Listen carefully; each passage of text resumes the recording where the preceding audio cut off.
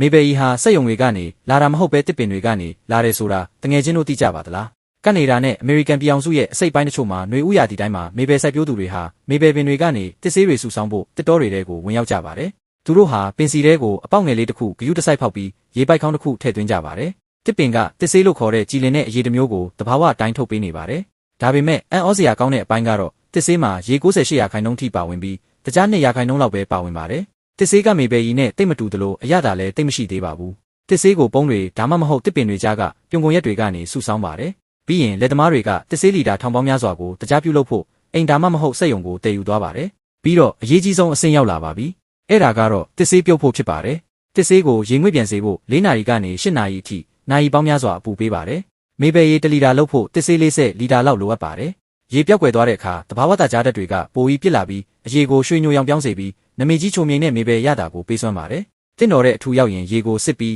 တဘာဝတတုဓာတ်တွေကိုဖယ်ရှားပြီးပူနေုံမှာပလင်းနဲ့ထည့်ပါတယ်ပြီးရင်တော့မနက်စာအတွက်ပန်ကိတ်ပေါ်မှာမေဘယ်ရီလောင်းပြီးစားသုံးနိုင်ပါပြီ